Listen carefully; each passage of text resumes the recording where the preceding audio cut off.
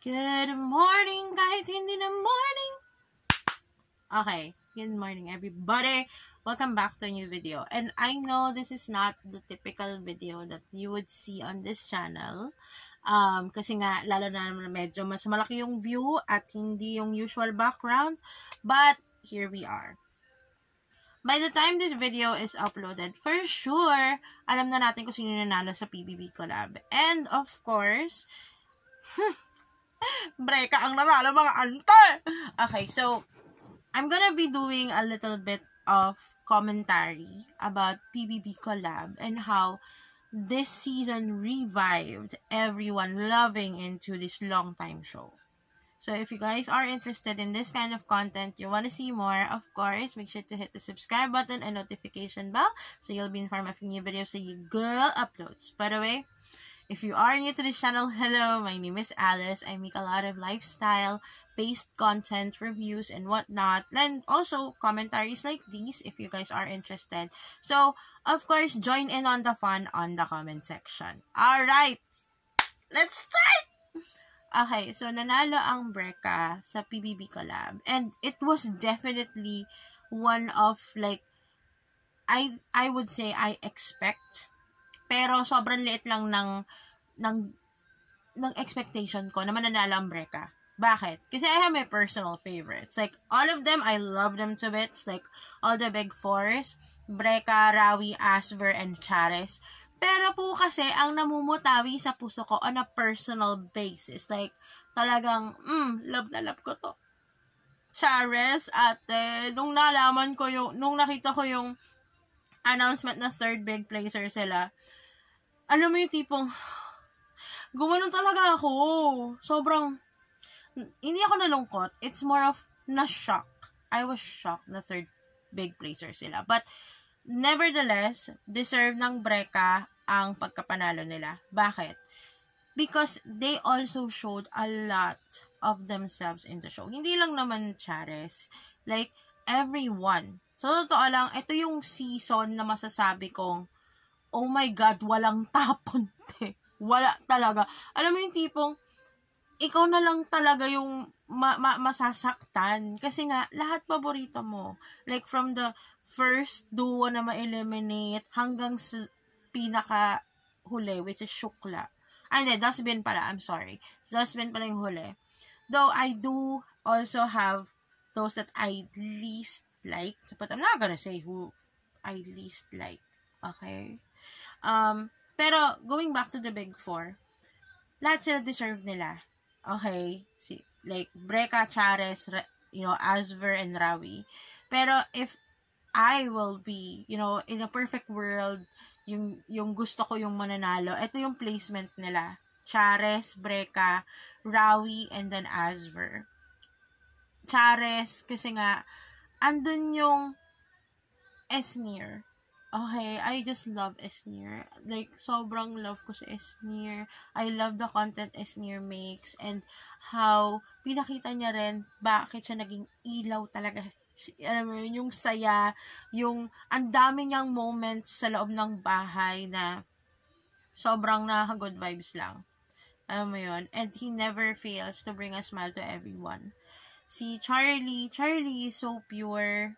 Like, alam mo yung tipong, Charlie, halika dito, alagaan na lang kita, te. Hindi ka pwedeng masaktan ng mundo. Yung mga ganon. Breka, Brent has showed his self. Na sobrang selfless niya. Yun to the point na makikipagpalitan siya ng pwesto. Parang, willing ako magpa-evict para lang magstay ka. Alam mo yun? Like, Mika, sobrang anlaki ng redemption arc niya. Like, lalo na nung binigyan siya ng red flag. Honestly, guys, sa tagal na content creator ni Mika Salamanca, like, a lot of people hate her. But ako, I'm like, why do people hate this person? Palagi akong ganun eh. I always say that, why do people hate you? Because there is good in everybody. I have that, belief in people. In which, it's a double-edged sword. Now, going to Rawi. Si Ralph na sobrang burst of energy and also determination, competitiveness, like, andun sa kanya. And then, Will is just like, parang, katulad kay Charlie, gusto ko siyang alagaan kasi sobrang, sobrang, akalain mo boring, ganyan. Pero funny siya, caring, ganyan. And then, we have Asper, like, AZ growing from, like, the toxic relationship she came from. Like, she removed herself from that and went and grew, and she's still growing.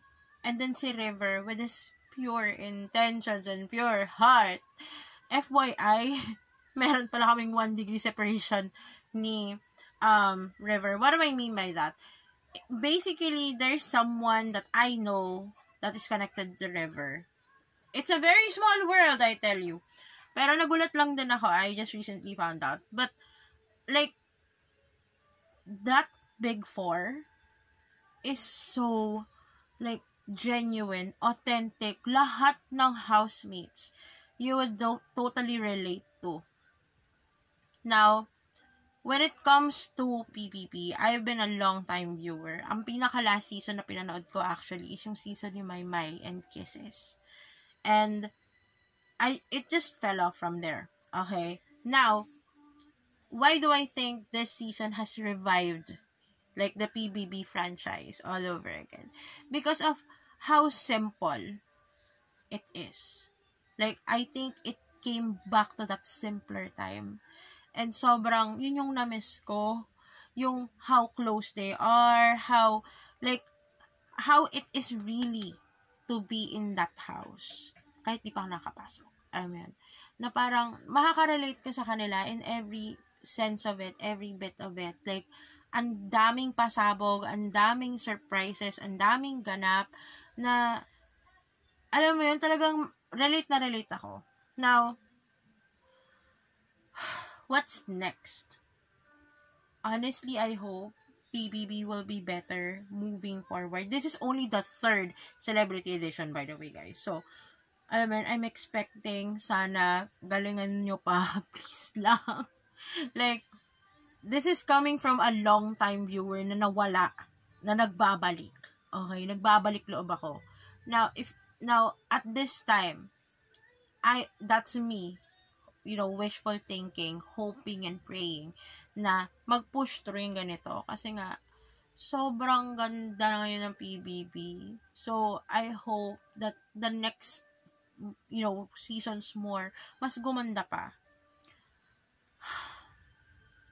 One thing I am excited for is, like, seeing how these individuals that came from the PBB house, from PBB Collab, will grow now into bigger stars in the future.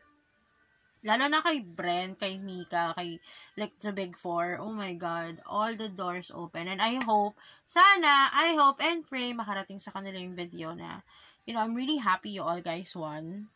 And I rooted for each and every one of you. Although, yun nga, Charis yung pinakalaman ng puso ko, lahat kayo mahal ko. Wow, kung magsalita parang kala mo napakasikat ni bakla. Pero, alam mo yun, like, yun yung essence ng PBB sa akin this season. Kasi nga, most of them are also, like, content creators, lumalabas sa social media, and I've been doing that for a long time. So, I just feel really happy, like, knowing na may mga ganong possibilities and opportunities, and I'm just really, really happy.